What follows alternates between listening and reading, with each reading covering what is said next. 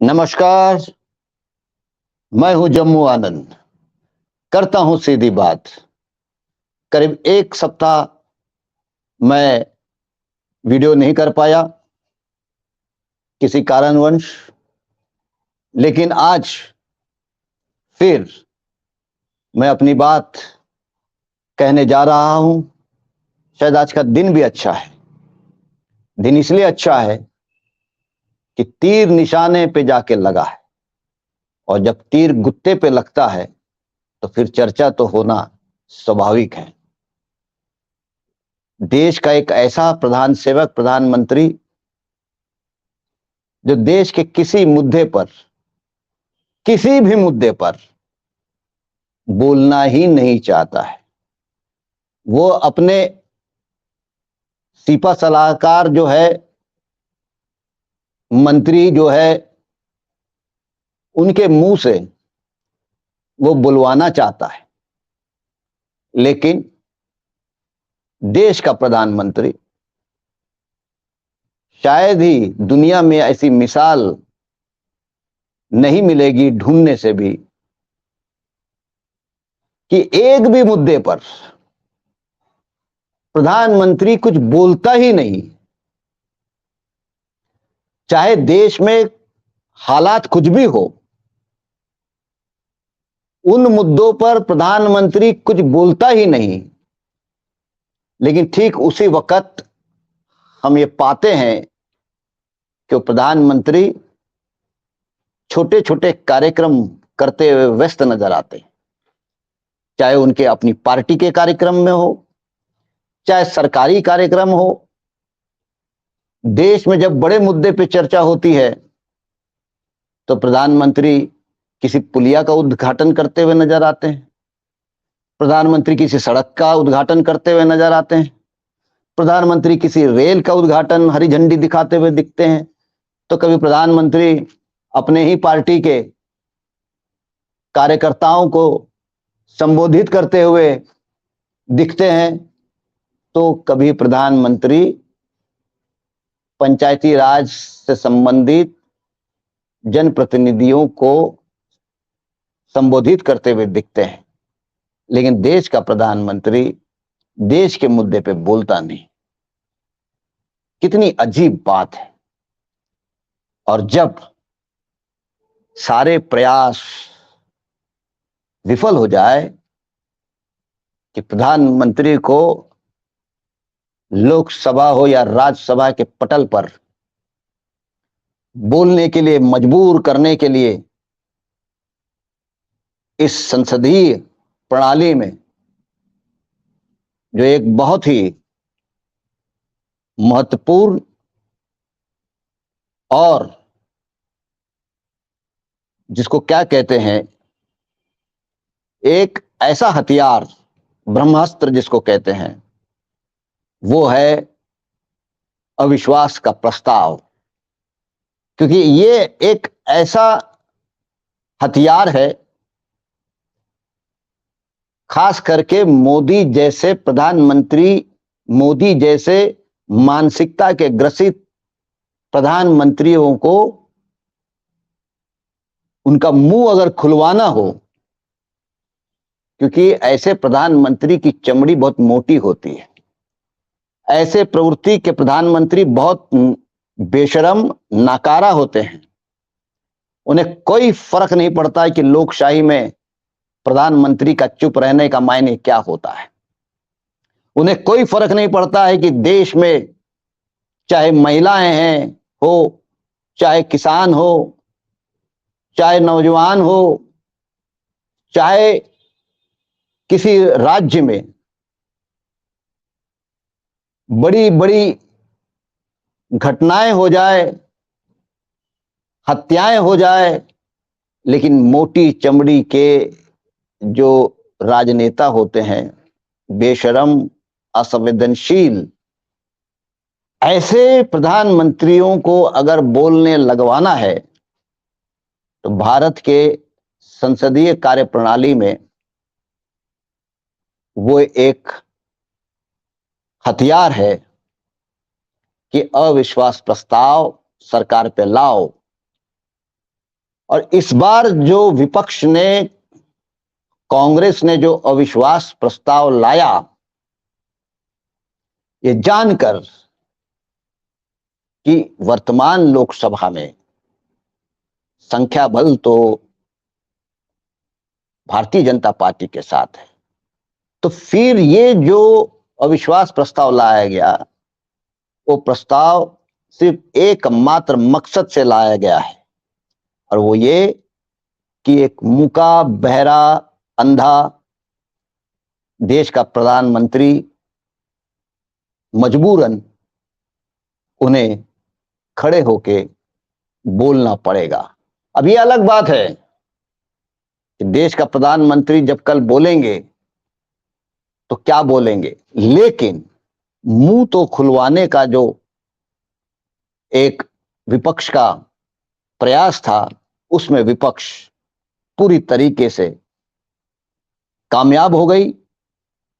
या विपक्ष की जो गठबंधन है इंडिया ने जरूर पहला स्कोर तो उन्होंने कर दिया, पहला गोल तो उसने मार दिया कि इस प्रधानमंत्री को बोलने के लिए मजबूर तो उन्होंने कर दिया।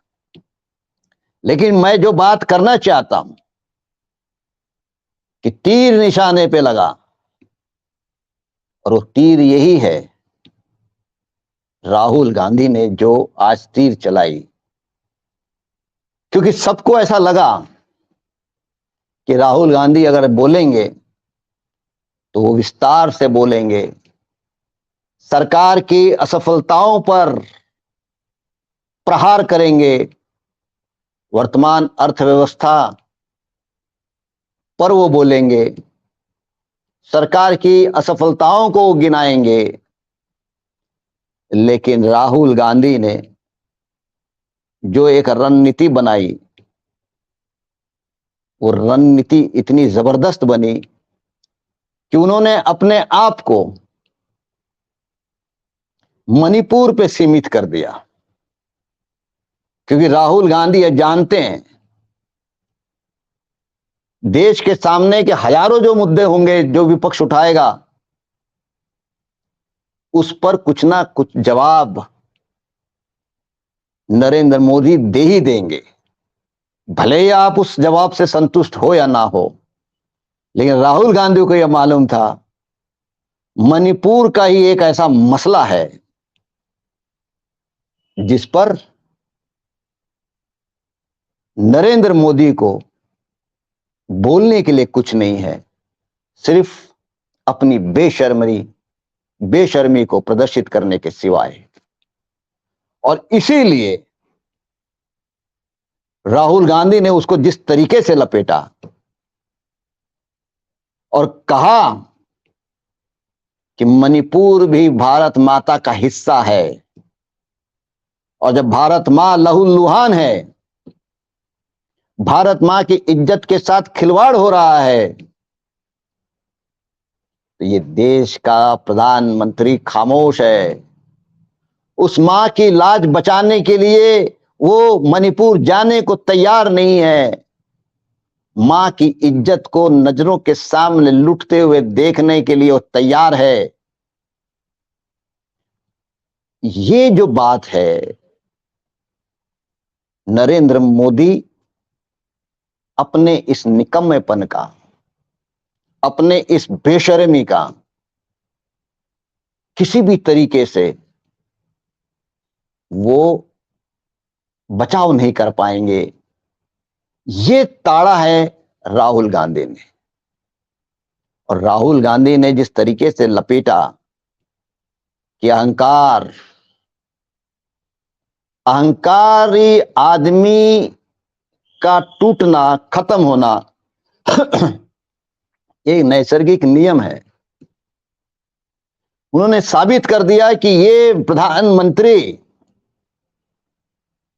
अहंकारी है। राहुल गांधी ने जिन दो नामों की चर्चा की, उन नामों से भी लपेट लिया कि ये प्रधानमंत्री सिर्फ अडानी की बात करता है। तो इसलिए राहुल गांधी का जो तेवर था और राहुल गांधी ने जो कन्फेशनल स्टेटमेंट दिया वो नम्रता का हिस्सा है कि मैं भारत जोड़ो यात्रा में निकला। शुरुआत के दिनों में मेरी समझ कुछ और थी, लेकिन देश की जनता ने मेरे नासमझ को तोड़ा है, मेरे भी अहंकार को तोड़ा है, और जब तोड़ा है तो मैं देश को पढ़ने का काम किया, लोगों को समझने का काम किया, लोगों से मैंने गले लगाया और फिर समझ में आया कि देश बहुत खूबसूरत देश है, देश के लोग बहुत खूबसूरत लोग हैं, और ये अहंकारी राक्षस इस देश को जलता हुआ देखना पसंद करता है। ये अहंकारी राक्षस प्रधानमंत्री महिलाओं की इज्जत लुटते हुए देखना पसंद करता है। ये अहंकारी राक्षस प्रधानमंत्री भारत माता का एक हिस्सा पिछले कई महीनों से लहूलुहान है, वो देखना पसंद करता है। इसलिए आज राहुल गांधी ने जिस तेवर में अपनी बात रखी, लोकसभा में सत्ता पक्ष के लोग, जबकि लोकसभा ठीक ढंग से चले, शांतिपूर्वक चले, लोकसभा में बहस हो, इसकी जिम्मेदारी सत्ता पक्ष की होती है। लेकिन पहली बार यह देखा जा रहा है कि शोर शराबा करने में आगे सत्ता पक्ष के सांसद, यहां तक मंत्री है। राहुल गांधी को जिस तरीके से डिस्टर्ब करने का काम मंत्रियों ने किया, उन्होंने इस देश की लोकशाही को नीचा दिखाने का काम किया। भारतीय जनता पार्टी ने आज अपने स्तर का परिचय दिया कि वो लोग सिर्फ और सिर्फ छिछोरेबाजी ही कर सकते हैं, इसके अलावा उनके पास और कुछ नहीं है। आज के लिए बस इतना ही। कल फिर किसी नए मुद्दे को लेकर फिर मिलेंगे। धन्यवाद।